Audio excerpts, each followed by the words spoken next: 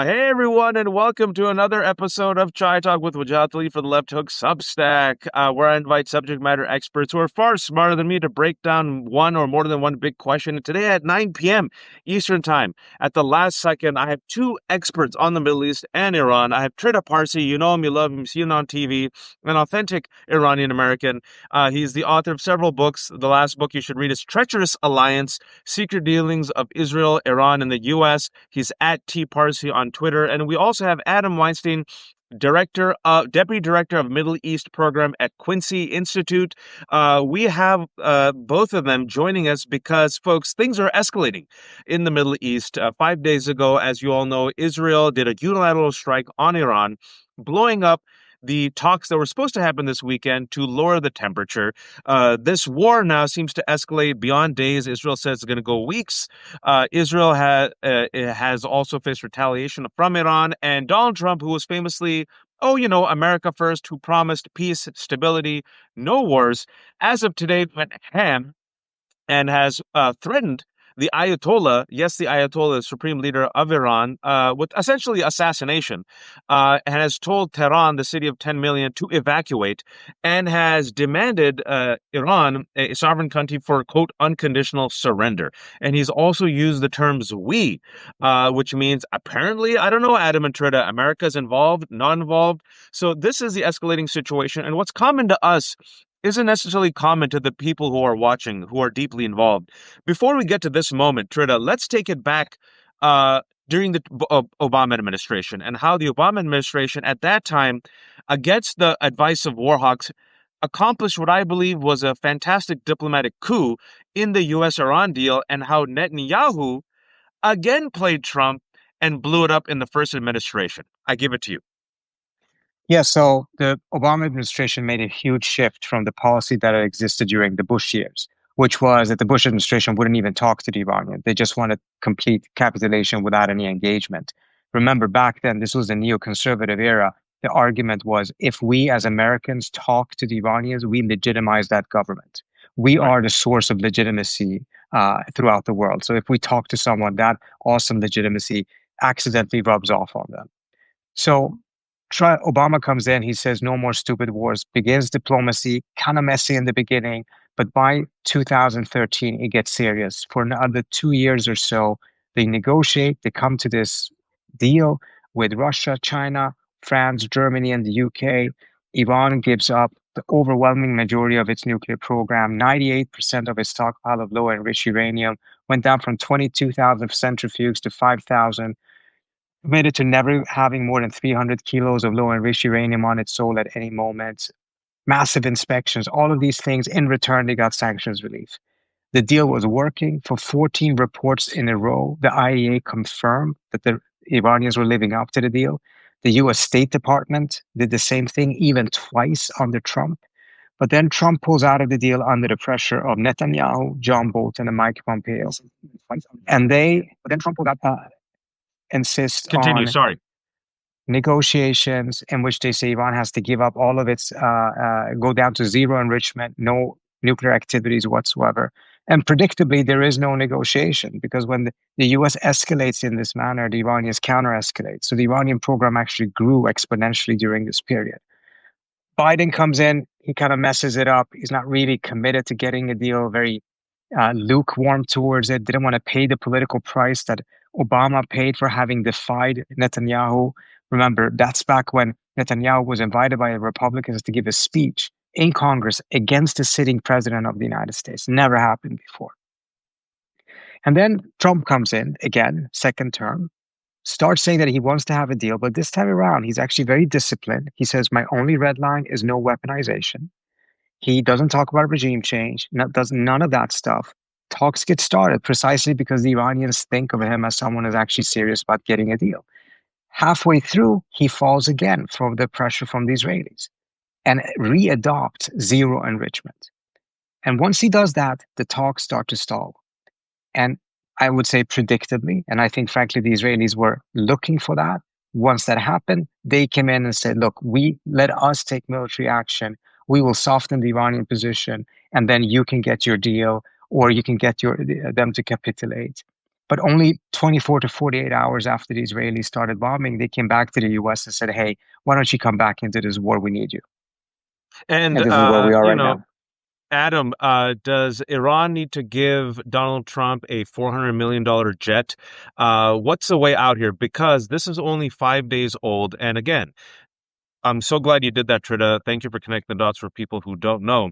There was a deal in place. It was successful. Even war hawks like Mattis, who was in the Trump first administration, who was initially opposed to the deal, in the first Trump administration said, you know what? I was wrong. This deal worked, right? It lowered the temperature. And then Donald Trump, of course, everything he touches goes terrible, gets fooled by Netanyahu in the first term, comes back this time and says, okay, I'll deal with you, Iran. Let's negotiate. Let's talk. That was scheduled for this, well, a few days ago. Iran naturally said, okay, if Israel's striking us and now you, the Trump administration, are supporting them, why the F should we come to the table? And now, as of today, Donald Trump, who was supposed to be America first, Donald Trump, who was promised us no new wars, seems to be all in. Can you explain, or what have you heard from within the White House and Republicans, the about shift that happened with Donald Trump, a complete 180 from his America First promise that he ran the 2024 campaign on? Well, look, I think Netanyahu engaged in these strikes, and initially they were at least tactically successful, and so Trump couldn't help but try to take credit for them. But of course, this is very short-sighted. And when Trump tweeted that he gave Iran 60 days, and that on the 61st day he authorized strikes by Israel, I think there's a lot of nonsense to that. We have to remember Trump quit the Iran nuclear deal, an Iran nuclear deal that was working. The only way to actually verify that Iran doesn't develop a bomb, because you can't really deal with it militarily for a variety of reasons that maybe Trita can get into, and that was 2,500 days ago. So Iran waited 2,500 days. Iran accepted the fact that the Trump administration killed Qasem Soleimani. Iran accepted the fact that the Biden administration refused to re-enter the deal, which, by the way, they could have done by executive order on day one of the Biden presidency with very little political cost, but chose not to. And yet Iran still acted in good faith and came back to the negotiating table. So the 60-day stuff is nonsense. And actually, you made the joke about the $400 million jet, but Quincy Institute just put out a brief, and you can find it on the Quincy Institute website if you visit it, about the economic benefits of a deal that would benefit Americans and Iranians and the Middle East alike. Because so long as there's a war between Israel and Iran, and especially if there's a war between the United States and Iran, the Middle East won't be a peaceful place. It won't be a safe place for U.S. service members, and it certainly won't be an economically viable place. And let me follow up with you, Adam, before I go to Trita. Right now,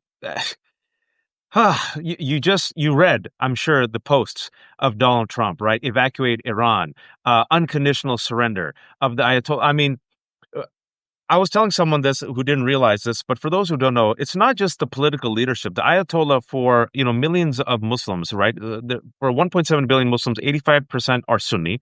I'm Sunni. 15% are Shia. But for many Shia Muslims around the world, the Ayatollah is not just a political leader; it's a religious leader. So when Donald Trump, as the president of the United States, says that, "Oh, we can assassinate him anytime," you better be grateful that we haven't. And by the way, unconditionally surrender. How does that play out in the Middle East? Go ahead, Adam. It's funny because Khamenei has always talked about unity between Shia and Sunnis, and it's been hard for that to be achieved. But this war in Gaza and Trump's threats to the Iranian government is actually achieving it. You see hardline Sunni groups. I mean, there's a hardline Sunni group called JUI that's led by Fazl Rahman in Pakistan, and he just announced today that he's willing to send volunteers to Iran to help if there's an invasion. This is not a group that's necessarily friendly towards Shia Muslims, and yet you see that this is a unifying thing, because the Muslim world views this as imperialism. The Muslim world views this as the kind of unhinged interventionism that we've seen over the last 20 years. And it's actually quite ironic that Khamenei's dream of this sort of Sunni Shia unity and this acceptance of the Iranian government is actually the catalyst for it is Israel's actions and the United States' actions and Trump's statement.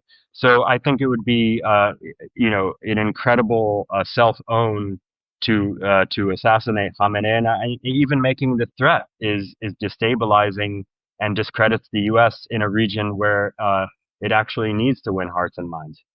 Trita, I want to talk Could I about add something to Iranians. that? Yeah, go Could I ahead, add please. something to that? I think Khamenei inadvertently and perhaps completely unintentionally has also gained another constituency here, which is actually Gen Z folks around the entire world. If you just take a look on Twitter and other places, again, this is not scientific, but we do know based on polls that where the younger generation is on Gaza and where they are on their attitudes towards Israel, it is night and day from the boomer generation. And this goes even left and right. Younger Republicans are actually closer to younger Democrats on that issue than they are to their own parents. Yep. And for them, they're new to this issue. So they don't have the baggage or they don't know all of the other negative things the Iranians have been involved in, etc. So they just see that in this situation in which no one else is stepping up to do anything about what's going on in Gaza, there is this confrontation. They see missiles flying into Israel, etc. And that seems to have created a degree of support. Of course, it's not politically channeled or anything like that, but it goes to say that this is not just an issue about whether the Iranians were building a nuclear weapon, which they weren't, or anything like that. This is completely intertwined with everything else that has been going on in the Middle East for the last 2 years. Yeah, and also the director of national intelligence, Trump's director of national intelligence, Tulsi Gabbard, 90 days ago said that Iran was not close to achieving a nuclear weapon. And then I don't know if you saw earlier today when Trump was asked about that quote, his own DNI, she goes, "I don't care what Tulsi thinks." Threw her under the bus, right? So he doesn't care what Tulsi thinks. He doesn't care what Tucker Carlson thinks, because Tucker Carlson has been one of these leaders of America First who's against United States money going to Israel, against the United States supporting this genocide, and also very much against joining Israel in the war in Iran. And he threw Tucker Carlson under the bus yesterday. And so here I am looking at Donald Trump again. Is it not safe to say, Trita, that he's being completely led by Netanyahu? Like he is, to me, looking like a weak, impotent dog led by Netanyahu. My words, not yours, because I don't want Yeah. you to get you in trouble. um, I think, there's a lot of truth to that, but I think there's a bit of a potential challenge in all of this, which is that it's kind of infantilizes him as to be a non-actor. He doesn't have any Mm, agency of his own. He is responsible for this. He is responsible for having adopted zero enrichment. He's responsible for having gone all of this direction to the verge of war. We are probably going to be at war within an hour or so based on everything that is coming out right now. He cannot just completely blame that on Trump. I view, for instance, that he was misled by okay. Bolton and Pompeo during his first term and Netanyahu. But we shouldn't, in my view it as if, he's just a 3-year-old and as a result, a bunch of other people are manipulating him all the time. He's I agree. I ultimately agree. responsible for this. Yeah, and also it's important. We're old enough. We have the gray hair that John Bolton, just like Netanyahu, has been dreaming for regime change for 2 decades, and Netanyahu for since 1982. But I'm old enough to remember. I'm sure you all saw that as well. Adam looks like a young buck, but Adam, I don't know if you saw. Netanyahu came here to this country after 9/11 and begged America to do a regime change in Iran. We destroyed Afghanistan and Iraq. Birthed ISIS, anti-Americanism. And then last year, speaking about Gaza, because it is connected to Gaza, when Netanyahu came here, he again made the pitch for war with Iran. And so now you made a point, Adam, that I'm glad you did, is that what we're seeing is Pakistani extremist groups, Saudi Arabia actually publicly coming in with Iran. So if indeed America does join Israel, and Donald Trump has said Donald Trump has threatened the Ayatollah Khamenei. Israel needs America's B-52 bombers to get rid of the underground nuclear facility, right? Talk to us about how that will unite Sunnis with Shias and what type of blowback that would look on American security.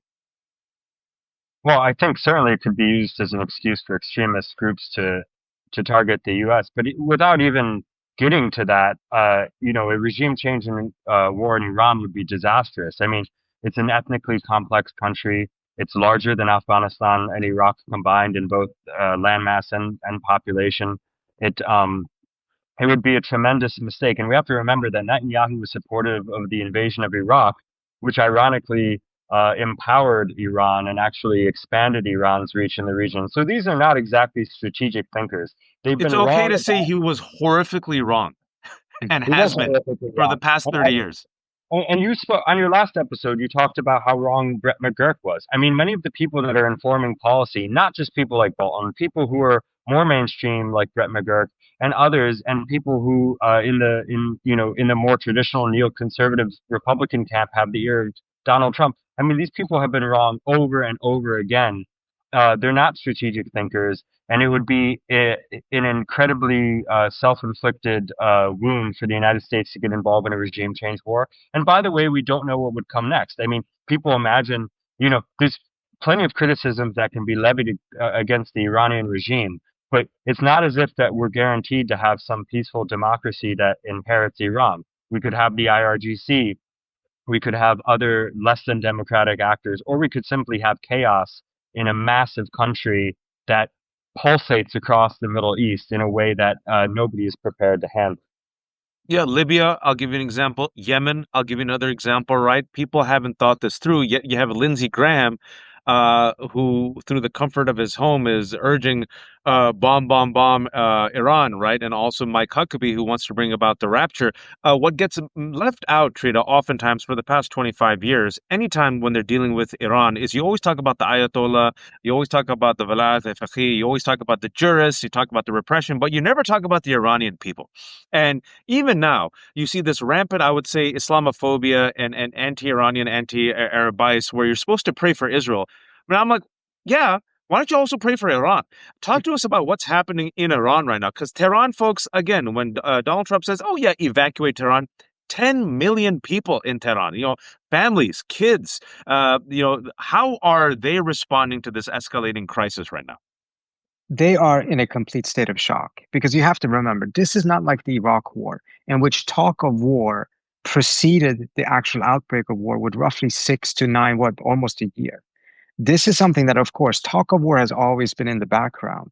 But when you look at that going from the background to actual attack, it was shockingly fast. And it happened 2 days before negotiations were taking place, and no one expected it. I mean, there was criminal negligence on the side of the Iranian government because their military leaders were sleeping at home, no security precautions whatsoever, which tells you how non-seriously they took the threat. They thought if anything were to happen, it would happen after the sixth round of talks if things didn't go well. The Iranians had actually prepared a very extensive package in response to Trump's proposal. They never got a chance to present it. And on top of that, the manner in which the war has been conducted, with attacks against apartment buildings, not with the same type of bombs that they're using in Gaza that takes down entire apartment buildings, although a couple of them have gone down. But nevertheless, there's a lot of civilian casualties in all of this. There was also, according to the Israelis, 5 car bombs being exploded, triggered in Tehran 2 days ago as part of this intelligence war that they're conducting. If the Iranians had intelligence cells inside of Israel and blew off 5 car bombs to kill people, the rest of the world would rightfully call that terrorism. But in this case, it's actually the Israelis themselves publicly announcing it. So this has completely shocked the population. They're also shocked by Iran's lack of military preparedness, at least Right. for the first 24 or so hours, which again is just criminal neglect on the side of the government there. So they're just processing this at this time. And as you mentioned, it's a city, it's actually, I think, closer to 17 million people. It 17 is million. not a it is not possible to evacuate any one of those districts. It's not built for that. Even though during the Iraq-Iran war, there was the war of the cities and the Iraqis sent Scud missiles into Iran, they never had the history of building bunkers in the same way that they're doing in Israel. So it's not as if you can easily take shelter anyway. So people are in a complete state of shock. And Adam, you mentioned this. I want to get back to it. People are forgetting Gaza, but you can't forget Gaza because this is all connected to Gaza. For the past year and a half, the world, especially the United States, especially the Joe Biden administration, let's be honest, I think we're all fair players here. When people do good, we praise them. When people do bad, we criticize them. The Joe Biden administration gave a green light to Netanyahu, a war criminal, to essentially decimate Gaza, daily war crimes, genocide. And Netanyahu, much like Donald Trump, is a man with a criminal background, allegations. And if this this war ends, he will have to be held accountable, and most likely he will spend his life in jail.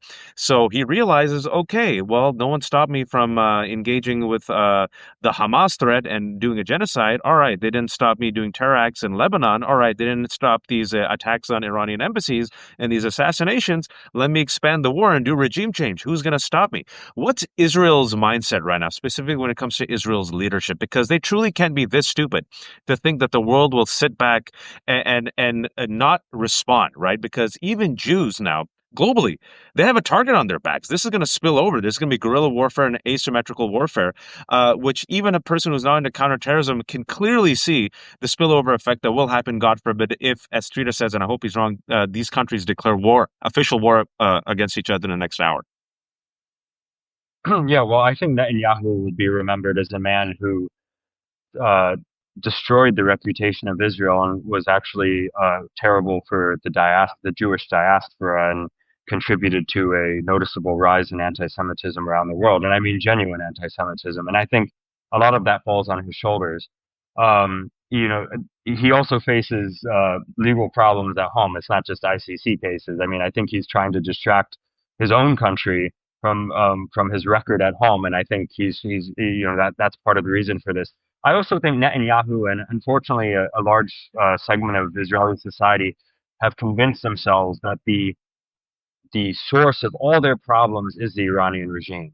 And but for the Iranian regime, you wouldn't have Hezbollah, you wouldn't have Hamas, and on and on. And so they have some hubris right now because of their military successes against Hezbollah and the leadership of Hamas, and they've convinced themselves, it's very short-sighted, that that if they can just achieve regime change in Iran, all of their problems will go away. When in reality, the real source of their problems is the fact that they haven't given Palestinians a dignified existence and solved that issue, which is the source of all of this. And that's not to give Iran a get out of jail free card or to say it hasn't had destabilizing, you know, influence in the region. But without solving the Palestinian issue, you can have regime change in Iran, and the Israeli state will still face the problems it faces today. And what well, I was talking to Harris about this yesterday. Harris 3, and you guys can go back and see my video. Even though Hezbollah has been weakened, it's not eliminated. Even though Hamas is weakened, it's not eliminated. Even though ISIS is weakened, it's not eliminated. An event like this has the potential of radicalization and the potential of recruitment. Adam, can you talk to us about how these groups that have existed and have been birthed, let's be honest, to combat occupation, right? And we can criticize them and their war crimes, right? You don't make excuses for their war crimes, but Hezbollah was birthed because of Israel's attacks in Lebanon, right? Before Hamas, there was a Palestinian, the PLO. So there'll always be something if there is occupation, right? If there is oppression. But talk to us about what's on the ground right now and what could be mobilized in a way that causes the type of blowback that Netanyahu and Trump and the Warhawks, they never learn and are not learning from the past. And that could actually impact U.S. security. And also, folks, people forget U.S. troops. The biggest number of U.S. troops are in Qatar. Talk to us about that potential of these cells, which are weakened but not dead, that can be activated. Well, yeah, Israel hasn't learned from its own history. I mean, Israel overstayed its welcome in southern Lebanon. Actually, initially, when Israelis entered southern Lebanon, some of the Shia populations there weren't all too upset about it because they felt that Palestinian resistance groups were drawing Lebanon into a conflict that wasn't theirs, and due to a sense of nationalism, for a short period of time, they were all okay with an Israeli presence. But because the Israelis overstayed their welcome and occupied southern Lebanon, you did see groups like Hezbollah developed, and that's a simplistic history, but that's basically what happened. And Israelis didn't learn that lesson, and some Israelis did, and say that one of the worst mistakes that Israel ever made was occupying southern Lebanon. But unfortunately, they didn't internalize that into their national strategy. We can look at our own history in Iraq. ISIS wouldn't exist but for the U.S. invasion of Iraq. The U.S. regime change war in Iraq was a boon for Sunni jihadist militant groups all over the region, just as Israeli actions have at times been a boon for some of these Shia groups, and certainly for more militant versions of Palestinian resistance. So neither country has learned the lessons of the global war on terror. they've compartmentalized those lessons and assumed that they were unique and that they didn't need to be applied going forward. They certainly never internalized them. And in terms of the vulnerability of U.S. troops, there's U.S. troops in Qatar, there's U.S. troops throughout the Gulf, actually, there's U.S. troops in Iraq, and there's still U.S. troops in Syria. And many of those U.S. troops are soft targets, and there's also soft diplomatic targets, such as the U.S. Embassy in Baghdad is one. And so the risk of the loss of U.S. life is high right now. You know, Can I Trita, add something to that, Wajid? yeah, please. Because Yeah, I I was think going to one ask you a thing, follow, but please go ahead. yeah, because one thing is important to understand. The Iranians have been sending their missiles to Israel, and these are long distance missiles. Um, and they have actually gone through all layers of Israeli air defense systems. It doesn't mean that Israel is not in a superior military position. It clearly is. It controls the Iranian skies, for instance. But nevertheless, it is vulnerable. And we see that because Israelis have to be in shelters every night. But the missiles that they would be using against American forces are short range and mid range ones, which they have a much larger arsenal of. These bases, 17 or so of them around the region, are much closer to Iran than Israel is. Mm. So there is a tremendous vulnerability that the US has in this scenario, which is part of the reason why more force protection, etc., is being sent.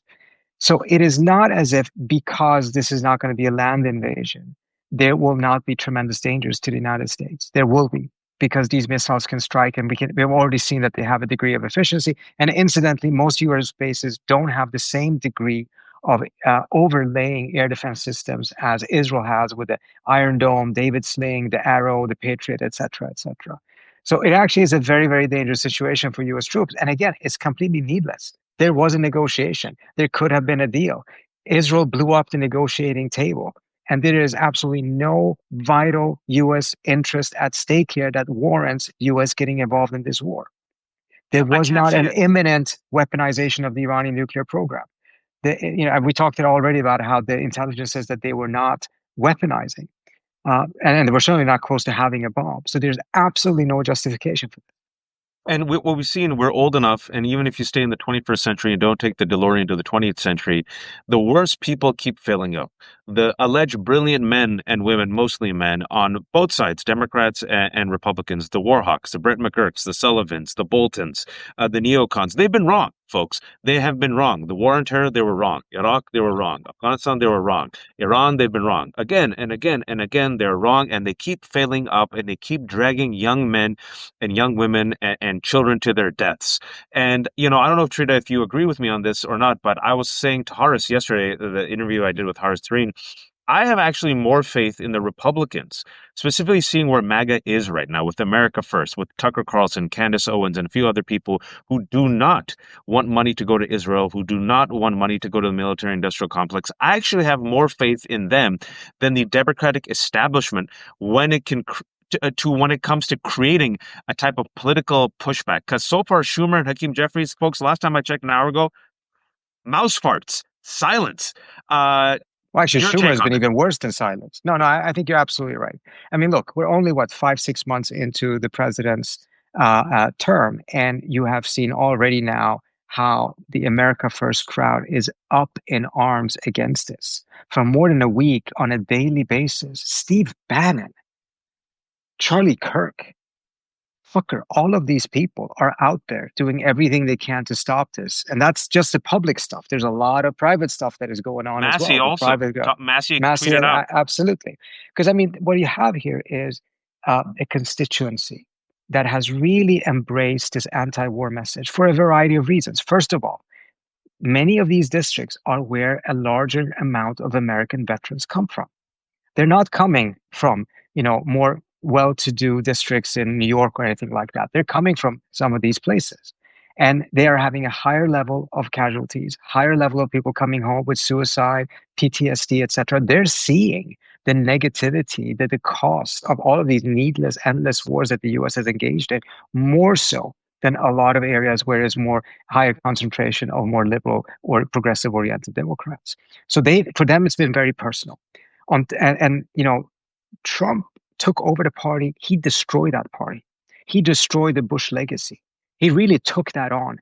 No one in the Democratic Party has actually taken on the pro-war sentiments, the pro-neocon sentiments, the John Fettermans, etc., in the Democratic Party in the manner that Trump has. That's not an endorsement of Trump in any way, shape, or form on other issues, but on this specific issue, he has done something to the pro-war hawk wing of that party that has not happened on the Democratic side.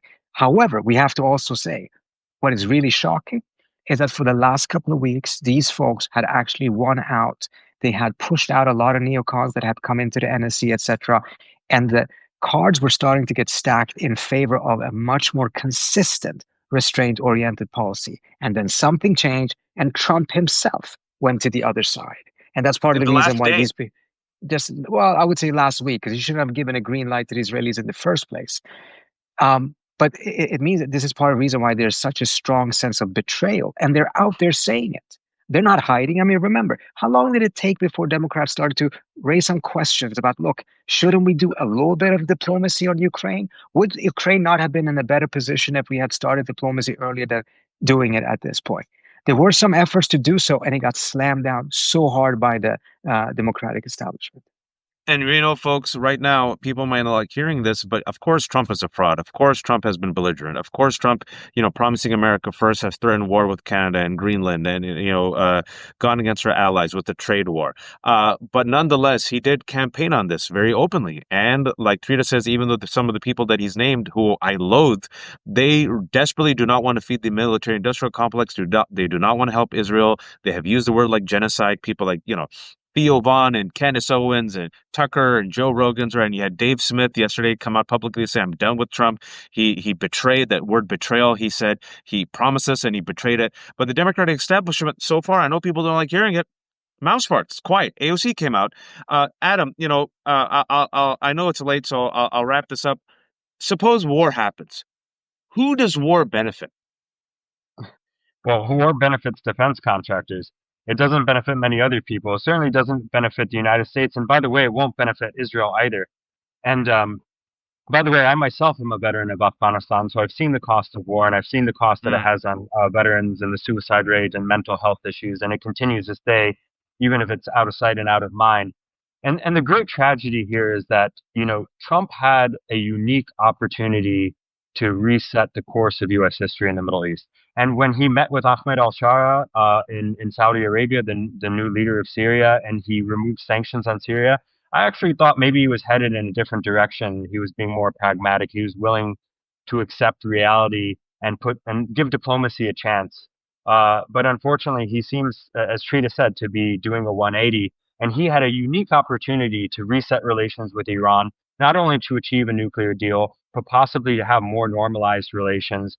And whether Netanyahu agrees that would have been better for Israel long term, it certainly would have been better for the United States. And unfortunately, he's squandering that. I don't think it's too late. He can he can change course. He can still give diplomacy a chance. I think Iran has shown a lot of signals that it is still potentially ready to go back to the table, but the opportunity for that is closing. And if he isn't careful, he's going to have the same legacy or a worse legacy than George W. Bush. Adam, thank you for your service and thanks for mentioning that. And that's the reason why we decided to do this late night, even though I've got like 1,800 kids to my left. You can hear them. And you guys are, you want to sleep and rest. I know you've been going nonstop. It's precisely because we're old enough to know the disastrous consequences of war, the generational trauma of war. We lived through it. We marched in the streets, and unfortunately, we weren't successful during the George W. Bush's era. But we hope enough people sound the alarm this time around, so that hopefully Donald Trump, who's fickle, the world's most fickle man, can find a way maybe to tackle out of this one as well. Trita, I'll give you the last word. I would say one thing that I think a lot of your listeners should be thinking about now is that the fight to prevent this war may have been lost. But the fight on how this war ends and when it ends has not yet begun, and it can still be won. Meaning that even if war begins, precisely because his own base is rallying up against it, if this left-right coalition can be found, we already see it that there's a war powers resolution introduced by Tom Massey and Ro Khanna, left and right. And we've seen that before. Ro Khanna and Republicans worked with Bernie before on Yemen, etc. Then at least we have a chance of making sure that the war ends up being as short as possible.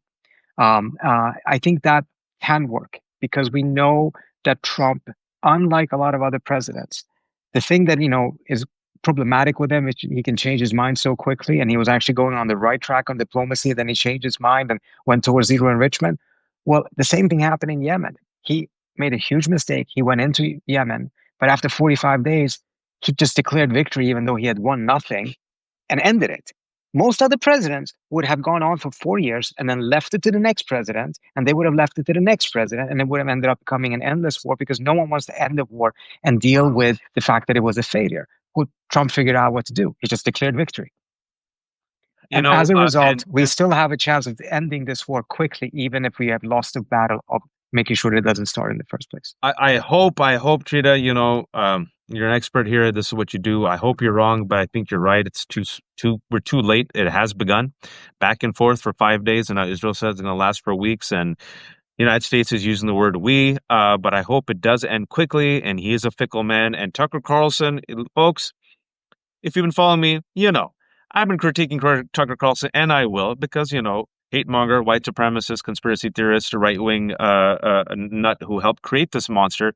He's coming out against war. Steve Bannon's coming out against war. And again, people might think I'm too cynical. I got these gray hairs for a reason. I do not have faith in the Democratic establishment in stopping this war. I have more faith in the schism within the right wing, in the America First movement, and maybe young people speaking out. David Hogg came out yesterday and said, any Democrat who votes for this, primary them. AOC came out, joined with Massey. So it's the masses, the young people, and that schism in the right that hopefully, inshallah, can just nip this in the bud, because it's not in the interest of anybody except the world's worst people. Netanyahu, Eric Prince, military industrial complex. Eric Prince is against it, incidentally. Oh, he is now? Yeah. Well, even Eric Prince is against this. Even Eric Prince. Bro, if Eric Prince, one of the world's top supervillains, is against this, my God.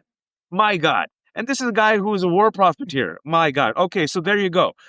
Thank you so much, Trita and Adam, for joining us. Folks who joined us late, so almost 1,000 people. It's a 35-minute conversation. I'll have the whole conversation up in about an hour with closed captioning. Go back and listen to them. These are two experts. Adam and Trita, before you leave, shamelessly promote yourself. Adam, how can people support you, read you, find you? They can support me on the Quincy Institute website. I also have some recent pieces in foreign policy and a piece coming out soon in foreign policy, hopefully.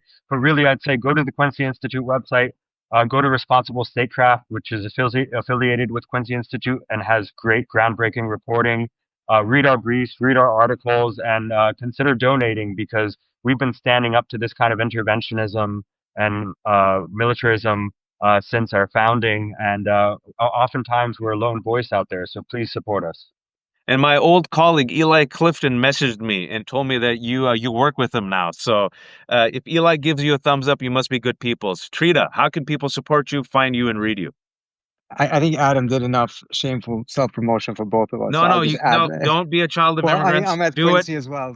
I'm at Quincy as well, of course. So, but no, what Adam said is absolutely true. And I think one of the things that really sets us apart is that we have done the very thankless but important job to work with both the left and the right to build a strong anti-war coalition that transcends parties and partisanship, because it's going to be needed. The other side, the warmongers, have a bipartisan coalition. And that's why they've been able to stick to that path for so long. We need a similar thing on the other side to be able to push back against this. So really appreciate all the support that folks can give. You can also find me on Twitter at tparsi. Folks, cooler heads need to prevail. If I have to cross the aisle and share a pinky with Tucker Carlson to prevent another generation from the trauma that we saw unleashed in Yemen, in Iraq, in Afghanistan, so be it. I'll do it. And so speak up, be loud. Hopefully there's still enough time, regardless of your personal beliefs about the Iranian leadership or Israel. It's going to be people who suffer, and it's going to be Americans who suffer, folks. So there's still enough time to do something.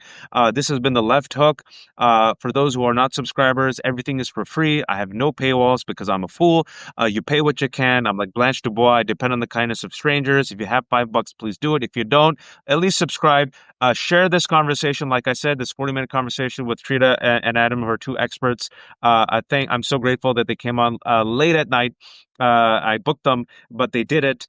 Please share it. It'll be up in an hour. Take care of yourselves. Be informed. Be decent. Be kind. Be empathetic. And please, oh please, don't be a fascist and always be against needless wars. Take care, Adam, Trita. Thank you so much, buddies.